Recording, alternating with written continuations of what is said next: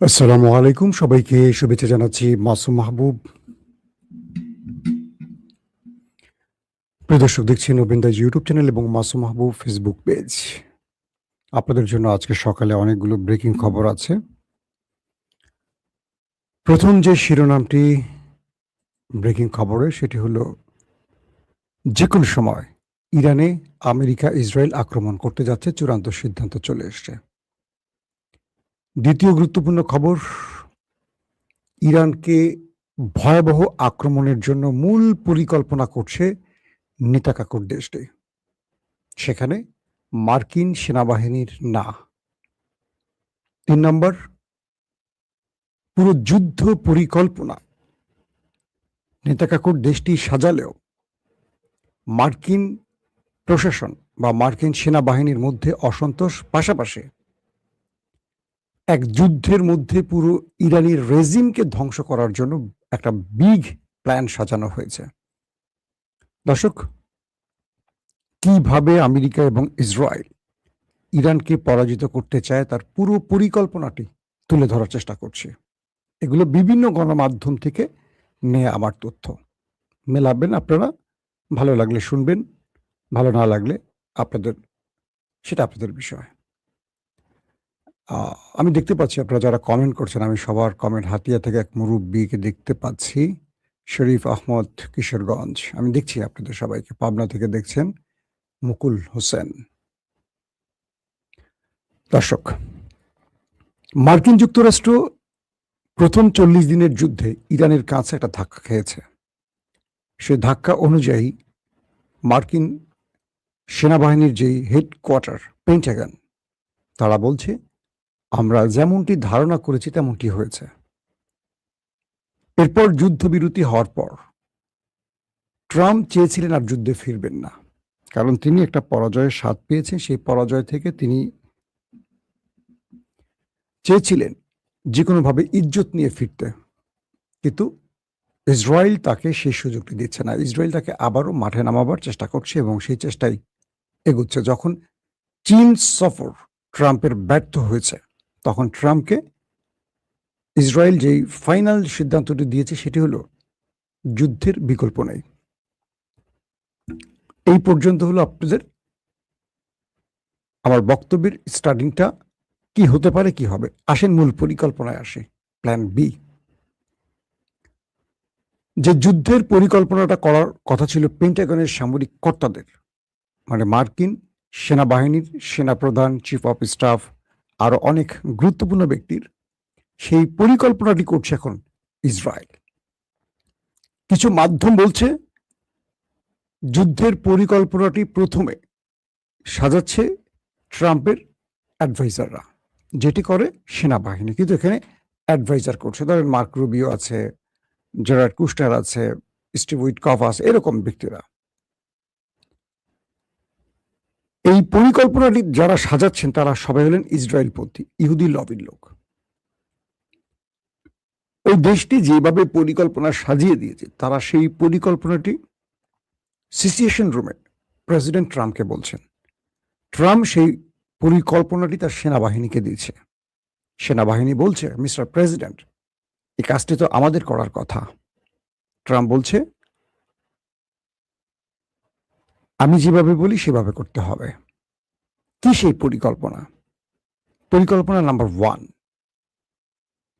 America এবং Israel একসাথে ইরানে ম্যাসিভ আকারে, ভয়াবহ আকারে হামলা করবে এবং ইরানের গুরুত্বপূর্ণ সকল স্ট্রাকচার একদিনই তারা ধ্বংস করার চেষ্টা করবে।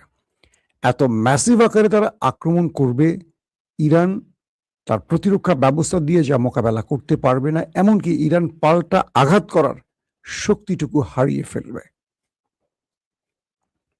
এই আক্রমণগুলো ইরানের আইআরজিসি, সেনাবাহিনী, বিমান বাহিনী, নৌবাহিনীর যত গুরুত্বপূর্ণ দফতর, সদর দফতর বা তাদের যতগুলো ফ্যাসিলিটিস আছে, প্রত্যেকটাকে টার্গেট করবে।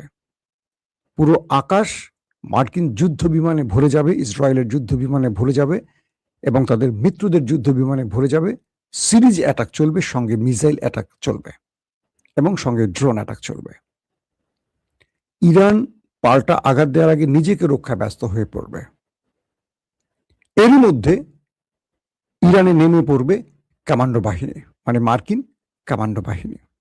এই কমান্ডো বাহিনীতে থাকবে আমেরিকা, সঙ্গে ইসরায়েল, প্রয়োজনে অনেক দেশের গোপন সদস্যরা।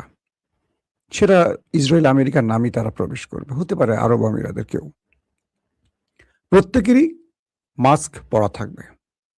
এরা ইরানের ভেতরে ঢুকে ইরানের নিউক্লিয়ার প্রজেক্টগুলোকে ধ্বংস করবে, ম্যানুয়ালি ধ্বংস করবে, এবং যে ইউরেনিয়াম আছে সেটাকে চুরি করার চেষ্টা করবে, মানে সেটাকে ইরানের কাছ থেকে কেড়ে নেবার চেষ্টা করবে। এই যখন চলবে তখন ইরান কি করবে? গালফ কান্ট্রি এবং ইসরায়েলকে টার্গেট করে হিট করবে। এই সময়টির মধ্যে আমেরিকা ইরানের জনগণকে বলবে, আমরা তোমাদের দেশে ঢুকে পড়েছি, তোমরা এবার মাঠে নামো। অর্থাৎ রেজিম চেঞ্জের জন্য তোমরা এবার প্রোটেস্ট করো, বিক্ষোভ করো, আন্দোলন শুরু করো। একযোগে পুরো ইরান যেমন আক্রান্ত হবে, যখন কমান্ডো বাহিনী নামবে তখন আক্রমণ থামবে, কিন্তু কমান্ডো বাহিনী অপারেশন শুরু করবে।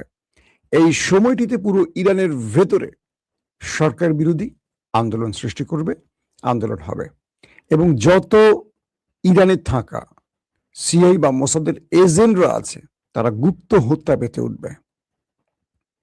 তো এভাবে পুরো ইরানের মধ্যে একটি বড় রকম ম্যাচাকার করে তারা এই রেজিম যেমন পরিবর্তন করবে, তেমনি ইরানের ইউরেনিয়াম নিয়ে চলে যাবে। এটি আপাতত বড় কিছু গণমাধ্যম এবং তাদের বিভিন্ন সোর্স থেকে পরিকল্পনা বির প্রথম অংশ। দ্বিতীয় অংশ হলো, যদি এই লড়াইতে মার্কিন এবং ইসরায়েলি সেনারা ইরানের হাতে ধরা পড়ে, প্রাণ হারায়, আটক হয়, তাহলে তাদের অপারেশনের প্ল্যান দ্বিতীয়টা, মানে অন্য প্ল্যান সাজানো আছে। ইরান বলছে যে তোমাদের সেনারা এই দেশে, আমাদের দেশে আসবে জীবিত, ফিরবে কফিনে, আসবে পায়ে হেঁটে, ফিরবে স্ট্রেচারে, অর্থাৎ নিজের পায়ে হেঁটে যেতে পারবে না। এখন প্রশ্ন হলো, আমেরিকা এই যুদ্ধের একটা প্রথম সূচনা করেছিল ইস্পাহান অভিযানে। ইস্পাহান অভিযানটি আমরা জানি যে একজন পাইলটকে উদ্ধারে আমেরিকা এসেছিল, কিন্তু আসলে তা না। ইস্পাহানের এমন জায়গায় এই অভিযানটি করা হয় যেখানে খুব কাছাকাছি অঞ্চলে ইরানের ইউরেনিয়াম লুকানো আছে বলে আমেরিকার ধারণা, এবং যতগুলো এয়ারক্রাফট, ড্রোন, রিফুয়েলিং ট্যাঙ্কার এবং হেলিকপ্টার, অ্যাটাকিং হেলিকপ্টার প্রবেশ করেছে, এটা একটা অপারেশনাল টিম, এটি একজন পাইলটের উদ্ধারের জন্য না। কিন্তু ইরান ইস্পাহান অভিযানে আমেরিকাকে পুরোপুরি পরাজিত করে ফেলে, এবং আমেরিকা সেখানে প্রায় 1 ডজনের উপর এয়ারক্রাফট হারায়, প্রচুর সেনা হারায়। সেগুলো নিয়ে ইরান এআই মুভিও বানিয়েছে, আপনারা দেখেছেন হয়তো অনেকে। এই পরিস্থিতির মধ্যে যে কাজটি ইসরায়েল করবে, তারা আমেরিকার সাথে পরিকল্পনা করে এই লড়াইটা শুরু করলেও তারা যখন দেখবে যে ইরান এই খেলাতে হেরে যাচ্ছে, তখন তারা ইরানের মধ্যে গুরুত্বপূর্ণ স্ট্রাকচারগুলো ধ্বংস করে দেবে, সেকেন্ড পজিশনে হিট করবে। হয়তোবা আমেরিকা বলবে এটা আমরা করিনি, এটা অমুকে করেছে, তমুকে করেছে, মানে আমেরিকা হয়তো এটা করবে না, আমেরিকার লক্ষ্য পূরণ হয়ে গেলে। এটা হলো তাদের একটা পরিকল্পনা। এখন প্রশ্ন করতে পারেন, এই পরিকল্পনা আমি জানি, ইরান জানে না? ইরান জানে।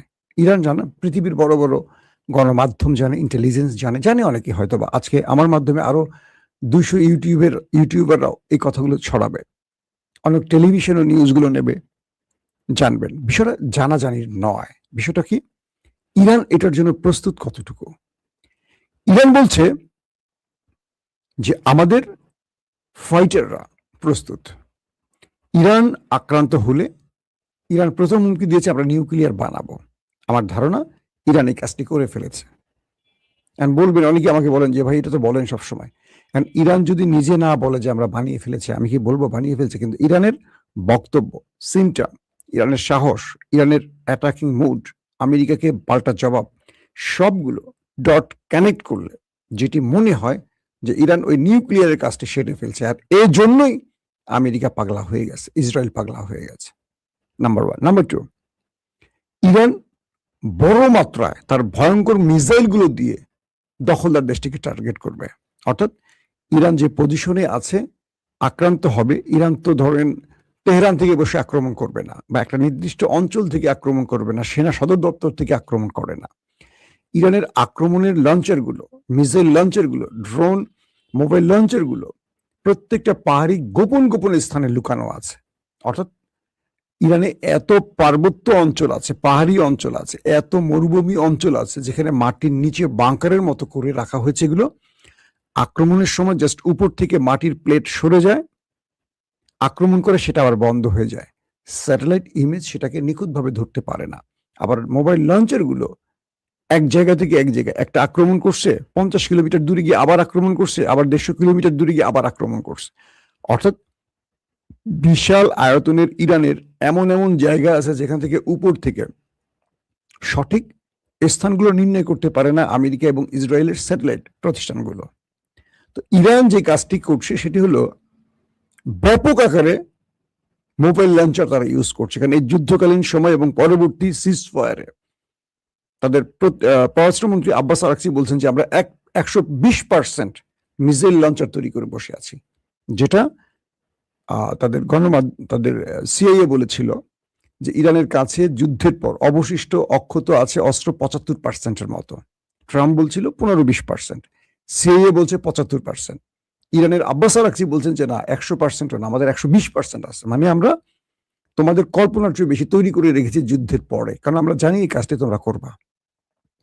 যদি তাই হয়, যুদ্ধে তো অনেকে অনেক অতিরঞ্জিত কথা বলেন, যদি তাই হয়, তো ইরান বলছে যদি ইরান আক্রান্ত হয়, কারণ এই তথ্য তো ইরানের কাছেও আছে, ইরান একযোগে এত ম্যাসিভ আকারে গালফ কান্ট্রি এবং ইসরায়েলের প্রতিক্রিয়া দেখাবে যে এই প্রতিক্রিয়া শুধু ইরান না, ইসরায়েলটাও ডট ডট ডট হয়ে যেতে পারে।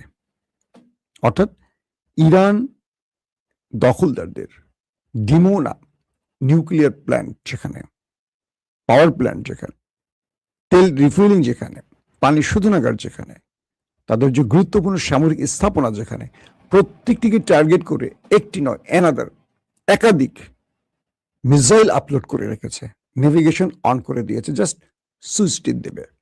তো ইরান বলছে যে তোমরা আমাকে আক্রমণ করো, তোমার আক্রমণের মধ্যেই অটোমেটিক আমার আক্রমণ তোমার দেশকে আক্রমণ করবে। অর্থাৎ তুমি আমাকে ধ্বংস করতে চাও, করো, তুমি নিজেও হবে, আমি তোমাকে ছাড় দেব না।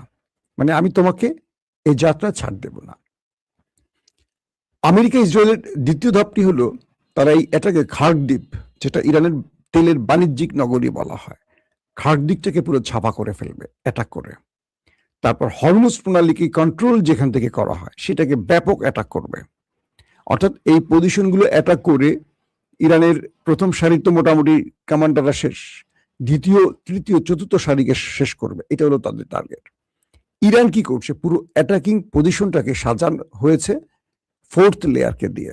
ফোর্থ লেয়ার বোঝেন, সেকেন্ড থার্ডকে তারা রিজার্ভ বেঞ্চে রাখছে, তাদের পরিকল্পনায় পুরোটা হচ্ছে, কিন্তু মাঠে খেলবে ফোর্থ লেয়ারের অফিসাররা, যারা এটাকে ইমপ্লিমেন্ট করবে। আর এই দুটো গ্রুপকে ইরান গোপনভাবে সরিয়ে রেখেছে এমনটি বলা হচ্ছে। আর ইরানের ভেতরে যে মোসাদ বা সিআই গুপ্ত হত্যা মেতে উঠবে বা প্ল্যান করা হয়েছে, এদের বড় একটি গ্রুপকে ইরান ট্র্যাক করে রেখেছে, তাদের প্রতিটি গতিবিধি ইরান লক্ষ্য করছে। অর্থাৎ ইরান যাদেরকে ধরার প্রয়োজন তাদেরকে ধরে ফেলছে, কাউকে কাউকে ইরান শনাক্ত করে ফেলছে, কিন্তু ধরছে না, না ধরে তাদের বিরুদ্ধে একাধিক গোয়েন্দা লাগিয়ে তাদের মনিটর করছে। কারণ তাদের উপর নির্ভর করে ইরান অনেক কিছু জানবে, অনেক কিছু করবে। ধরেন যে লোকটি ইরানের ভেতরে মোসাদের হয়ে কাজ করছে, তাকে ধরছে, তার স্বীকারোক্তি অনুযায়ী আরো 5 জনের নাম ঠিকানা বের করে রাখছে। তো এদেরকে ইরান মনিটর করছে, কখন কোথায় যাচ্ছে, কি করছে। তো বলা হচ্ছে যে ওই সময়টিতে এদেরকে ইরান কাপ করে ধরে ফেলবে এবং এদের মাধ্যমে বড় নেটওয়ার্কটাকে ইরান খেয়ে দেবে। তো সবকিছু মিলে যুদ্ধ পরিস্থিতিটা এমন একটি পর্যায়ে গেছে, মার্কিন গণমাধ্যম নিউ ইয়র্ক টাইমস বলছে যে কোনো সময় এটি বড় মাত্রায় অ্যাটাক হবে। তবে এখানে যে বিষয়টি এখন আমেরিকার জন্য টেনশনের কারণ হয়েছে সেটি হলো ইসরায়েলের পরিকল্পনায় আমেরিকা যুদ্ধ করবে না, আমেরিকার পরিকল্পনায় ইসরায়েল যুদ্ধ করবে। পেন্টাগন আর প্রেসিডেন্ট ট্রাম্পের মধ্যে একটা বিরোধ লেগে গেছে, যে কারণে সেনা প্রধানকে কিন্তু বরখাস্ত করা হয়েছে জানেন, বা তিনি সরে গেছেন। তাদের নিরাপত্তা প্রধান সরে গেছেন, তাদের কাউন্টার টেরোরিজমের প্রধান সরে গেছেন, কারণ ট্রাম্পের এই হিসেবের সাথে তাদের হিসেব মিলছে না। এবং স্টিভ উইটকফ তিনিও কয়েকটি ক্ষেত্রে ট্রাম্পের সাথে খোটাখুটি শুরু করছেন। তিনি নেতানিয়াহুর সাথে বিতর্কেও পর্যন্ত, তর্কেও পর্যন্ত জড়িয়েছেন। তার মানে পেন্টাগন বলছে, মিস্টার প্রেসিডেন্ট, এটা আমাদের জন্য আরো বড় ক্রাইসিস আসবে, কারণ ইরানে ঢোকার পর আমাদের কমান্ডো বাহিনী বা আমাদের ফাইটাররা কজন ফিরে আসতে পারে সেটা নিয়ে আমরা দুশ্চিন্তায় আছি। কিন্তু ইসরায়েল নাছোড়বান্দা, তারা আমেরিকাকে দিয়ে যুদ্ধটা করাবেই। এবং আমেরিকা ট্রাম্প অ্যাবস্টিন ফাইল বলি বা গোপন কোনো ভিডিও বলি, গোপন কিছু আছে যেটা ইসরায়েলের হাতে, যেটার কারণে ইসরায়েল তাকে এখন পুতুলের মতো খেলছে। তবে এই লড়াইতে আরো কিছু দেশ গোপনে ইরানের বিরুদ্ধে আসতে পারে। আবার ইরানও তার কিছু মিত্রদের রেডি রাখছে, কারণ ইরান জানে। এজন্য ইরানের জাতীয় নিরাপত্তা প্রধান তিনি তুরস্ক সফর করেছেন, এবং ইরানের সাথে একটি হাই ডেলিগেশন, পাকিস্তানের সাথে তাদের মধ্যে দুটিয়ারি চলছে। পাকিস্তান এর আগেও ইরানের বিমানগুলোকে গোপনে আশ্রয় দিয়েছিল। তো বলা হচ্ছে যে পাকিস্তান ইরানকে একটা ভালো সহযোগিতা করছে, যেটা পাকিস্তান প্রকাশ্যে আসবে না, কারণ পাকিস্তান মধ্যস্থতাকারী হিসেবে আমেরিকা ইরানের সাথে কাজ করছে। এবং সৌদি আরবকে ইরান যে বার্তাগুলো দিয়েছে, সৌদি আরব তার রিপিট যে বার্তাটি দিয়েছে সেটি হলো তারা এই যুদ্ধে আমেরিকা ইসরায়েলের পক্ষে নামবে না, এবং তারা ইরানকে ধ্বংসের পক্ষে নয়। তো সবকিছু মিলে পরিস্থিতি যা বলছে খুব ভয়াবহ দিকে যাচ্ছে, এবং এই লড়াইটা পুরো পৃথিবীকে এক অন্ধকার সময়ের দিকে নিতে পারে। এখন আমেরিকা শেষ পর্যন্ত নেতা কাকুর বুদ্ধিতে আরো ধ্বংসের দিকে যাবে, নাকি তারা একটা শান্তির দিকে যাবে, এই বিষয়গুলো হয়তো আমরা আগামী কয়েকদিনের মধ্যে বুঝতে পারবো। তার মানে 40 দিন পর একটা বড় যুদ্ধের ফ্রেম তৈরি হচ্ছে মধ্যপ্রাচ্যে। প্রত্যেকে ভালো থাকবেন। আল্লাহ হাফেজ।